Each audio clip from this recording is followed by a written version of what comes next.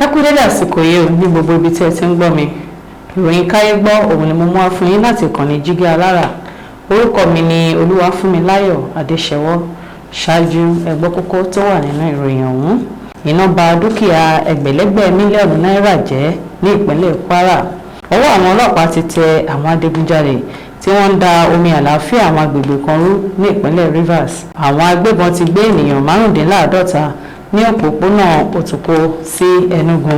Àwọn agbésùnmọ̀mí kọlu bùbá àwọn ọmọ ológun ní ìpínlẹ̀ Katsina. Ọkọ̀ ojú omi tó gbé ènìyàn tó lé ní 100 rì ní ìpínlẹ̀ Niger.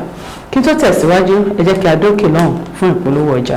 Tẹlifíṣàn kan àrà ọ̀tọ̀ tí aráyé fẹ́. Prison 24 TV láyé sọ. Àtúntò àrèrè pàkó yí bàbá màgánà àǹfààní ńlá ló wọlé tọ̀ wá wáyé o. Àǹfààní láti darapọ̀ mọ́ iléeṣẹ́ amóhùnmáwòrán àti rédíò orí ẹ̀rọ ayélujára kan nílẹ̀ yìí. Prison 24 TV Jígí Alára rédíò tó kalẹ̀ ká sílùú Ìbàdàn. Iléeṣẹ́ tẹlifíṣàn tí wọ́n mọ̀ mọ́ àwọn ètò àtàtà lóríṣiríṣi ni. Àǹfààní ńlá rèé o fún gbogbo ẹni tó ní ẹ̀bùn àti ọgbọ́n àtinúdá láti wá fi ẹ̀bùn tiyín náà hàn. Kẹ́yìn náà lè di ìlúmọ̀ọ́ká gbóhùnsáfẹ́fẹ́. Akọ́ṣẹ́mọṣẹ́ agbóhùnsáfẹ́fẹ́ lédè Yorùbá pọ́nbélé àti Gẹ̀ẹ́sì ni wọ́n ní. Tàbí akọ̀ròyìn àti akàròyìn eré ìdárayá àti bẹ́ẹ̀ bẹ́ẹ̀ lọ lédè Yorùbá àtèdè Gẹ̀ẹ́sì.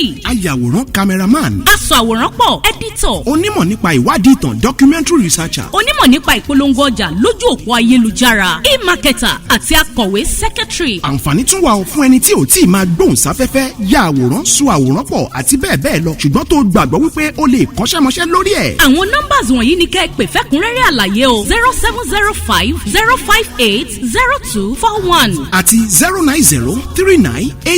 09039893895.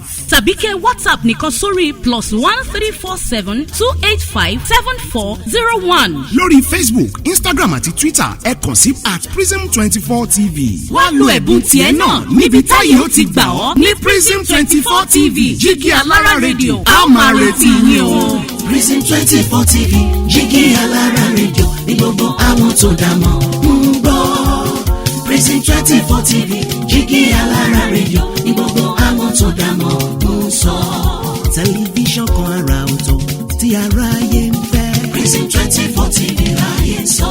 Ó ti akájọ tẹ̀ síbi táyé ti tẹ̀ sí ó yá. Prism 24. Ẹ káàbọ̀ padà láti òkè lọ́hùn. Ìròyìn ọ̀hún rèé lẹ́kùnrẹ́rẹ́. Iná ba dúkìá ẹgbẹ̀lẹ́gbẹ̀ mílíọ̀nù náírà jẹ́ ní ìpínlẹ̀ Kwara. Iná kan tí ó jó ní Ìlọrin tí í ṣe olú ìlú ìpínlẹ̀ Kwara ní ọjọ́ Ajé ni ó ti sọ ènìyàn tó tó 100 di aláìnílé lórí báyìí. Ìṣẹ̀lẹ̀ náà ni ó ṣẹlẹ̀ ní agogo 11 kọjá ìṣẹ́jú 8 àárọ̀ gẹ́gẹ́ bí agbẹnusọ fún àjọ tó ń rí sí iná pàjáwìrì ìyẹn State Fire Service Hasan Adékúnlé nínú ọ̀rọ̀ rẹ̀ ní Ìlọrin ní ọjọ́ Ajé. Ó ní àjọ náà ló dìde sí ìjàmbá iná náà tó ṣẹlẹ̀ ní Megida Oníkàrùn compound Ẹdùn Ìsàlẹ̀ Ìlọrin. Àwọn panápaná ni wọ́n rí gbogbo ọgbà àti ọjà Ẹdùn pé ó ti gbaná tí èéfín sì bo gbogbo agbègbè náà. Ìwádìí sọ pé ẹnìkan tí wọn kò mọ̀ ní ń dá iná sun ilẹ̀ tí iná náà sì ràn mọ́ ilé tí ó wà lẹ́gbẹ̀ẹ́ rẹ̀. Hasan tí ó jẹ́ adarí ẹ̀ka ìbánisọ̀rọ̀ kẹ́dùn pẹ̀lú Mọ́gàjí Megida Oníkàrùn representative Kungara Yunus Adébáyọ̀. Ó wá gbóríyìn fún àwọn àjọ panápaná fún akitiyan wọn. Ó fi àìdùnnú rẹ̀ hàn lórí àwọn dúkìá tí ó bàjẹ́ ṣùgbọ́n kò sí ẹ̀mí tí ó bá ìṣẹ̀lẹ̀ náà lọ. Ọwọ́ àwọn ọlọ́pàá ti tẹ àwọn adigunjalè tí wọ́n ń da omi àlàáfíà àwọn agbègbè kan rú ní ìpínlẹ̀ Rivers. Àwọn ọlọ́pàá ti ìpínlẹ̀ Kano sọ pé ọwọ́ àwọn ti tẹ ẹgbẹ́ adigunjalè àti ẹgbẹ́ òkùnkùn tí wọ́n kọlu àwọn agbègbè kan níjọba ìbílẹ̀ Kana ní ìpínlẹ̀ náà. Nínú èyí tí wọ́n ti fọ́ ilé ọ̀kan lára ọmọ ológun. Alukoro fún iléeṣẹ́ ọlọ́pàá Grace Iringe kókó nínú ọ̀rọ̀ rẹ̀ sọ pé àwọn dìde sí ìròyìn tí àwọn gbọ́ pé àwọn adigunjalè náà ló ń ṣọṣẹ́ ní agbègbè Gbàmbù, Kónò, Bò àti àwọn agbègbè tó súnmọ́ wọn. Níbẹ̀ ni ọwọ́ àwọn ti tẹ àwọn afurasí 5.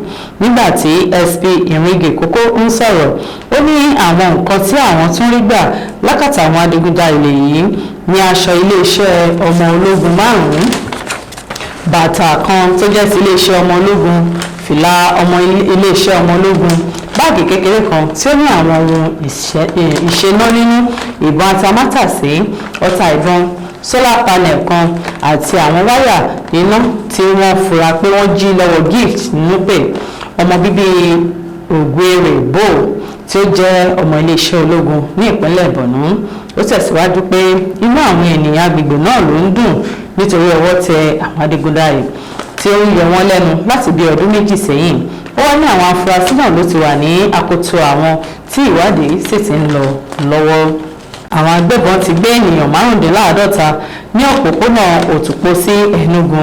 Àwọn agbébọn tí ẹnikẹ́ni kò tí ì mọ̀ ni wọ́n ti jí ènìyàn 55 nínú ọkọ̀ èrò ní òpópónà Òtùpó sí Enugu ní ìjọba ìbílẹ̀ Orokan Ogbadibo ní ìpínlẹ̀ Benue. Ìròyìn tí ó jáde láti ọ̀dọ̀ ọ̀kan nínú wọn tí orí kó yọ ní ìṣẹ̀lẹ̀ náà wáyé ní Ọjọ́bọ̀. Ó ní àwọn agbébọn yìí ló kọlu àwọn ọkọ̀ akérò ní òpópónà Òtùpó sí Enugu tí wọ́n sì fi ipá mú àwọn awakọ̀ àti èrò wọ inú igbó lọ. Ìròyìn ní ó rọrùn fún àwọn agbébọn yìí láti dá ọkọ̀ dúró nítorí abala ibi tí ọ̀nà ti bàjẹ́ ni wọ́n dúró sí. Àfojúsùn wọn ni àwọn ọkọ̀ èrò tó ń rìn lójú pópó tí wọ́n sì kó àwọn èrò kún ọkọ̀ bọ́ọ̀sì 3 tí wọ́n sì mórí lé Òtùpó. Ó ní orí kó òun yọ nítorí ọkọ̀ kan wà níwájú ọkọ̀ tòun. Ó ní kí wọ́n tó dé ọ̀dọ̀ òun bẹ́ẹ̀ ni òun bọ́ sílẹ̀ ní inú ọkọ̀ náà tí òun sì mórí wọ igbó lọ.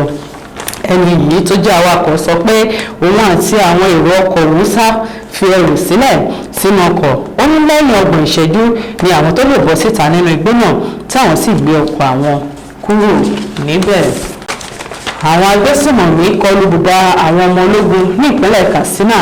Àwọn agbésùmọ̀mí tí ó ń kọlu àwọn agbègbè kan ní ìpínlẹ̀ Katsina ni wọ́n ti kọlu bùbá àwọn ọmọ ológun tó wà ní abúlé Nakuta ní ìjọba ìbílẹ̀ Batsari ní ìpínlẹ̀ náà. Ìròyìn ní ìṣẹ̀lẹ̀ náà wáyé ní aago 11:30 alẹ́ ní ọjọ́ Àìkú. Àwọn agbébọn náà ló dirawọ́ pẹ̀lú àwọn ohun ìjà olóró tí wọ́n sì bà ọkọ̀ àti àwọn nǹkan mìíràn tí ó ṣe gbòógì tí ó jẹ́ ti àwọn ọmọ ológun jẹ́. Ètò ààbò tó so mọ́ bùbá yìí sọ pé kò sí ẹ̀mí tó bá ìṣẹ̀lẹ̀ náà lọ bí ó tilẹ̀ jẹ́ pé àwọn agbébọn náà ṣòro ní bùbá àwọn. Ó ní wọ́n dáná sun àwọn ọkọ̀ àti dúkìá wọn. Ọkọ̀ ojú omi tó gbé ènìyàn tó lé ní 100 rì ní ìpínlẹ̀ Niger. Ìjàmbá ọkọ̀ ojú omi wáyé ní ìpínlẹ̀ Niger pẹ̀lú ènìyàn tí kò dín ní 100 nínú ọkọ̀ ojú omi náà. Ìṣẹ̀lẹ̀ náà ló wáyé ní ìjọba ìbílẹ̀ Bogu ní nǹkan bí aago 2 ọ̀sán àná. Ìròyìn sọ pé ọkọ̀ ojú omi náà ló gbéra láti Duga Mashaya tí ó sì lọ sí ọjà wàrà ní ìpínlẹ̀ Kebbi. Nígbàtí adarí àgbà fún Niger State Emergency Management Agency NSEMA Gaba Salihu fìdí ìṣẹ̀lẹ̀ náà múlẹ̀. Ó sọ pé lẹ́yìn èrò tó wà nínú ọkọ̀ yìí ó ní wọ́n tún kó ẹrù sí ìyẹn àgbàdo àti ìrèké. Ó tẹ̀síwájú pé ní àsìkò tí wọ́n ń kó èrò yìí jọ kò tíì sí ìwádìí tó lóòrìn pé àwọn ènìyàn bá ìṣẹ̀lẹ̀ náà lọ tàbí pé wọ́n dóòlà ẹ̀mí àwọn ènìyàn, ṣùgbọ́n àwọn àjọ tó ń dóòlà ẹ̀mí níbi irú ìṣẹ̀jàmbá báyìí ti wà lẹ́nu iṣẹ́. Kò ní jù báyìí lọ fún ìròyìn Káyégbọ́ fún ti tòní. Orúkọ mi ni Olúwa Funmilayo Adesewo lẹ́ẹ̀kan sí káfíńrẹ́ pàdé.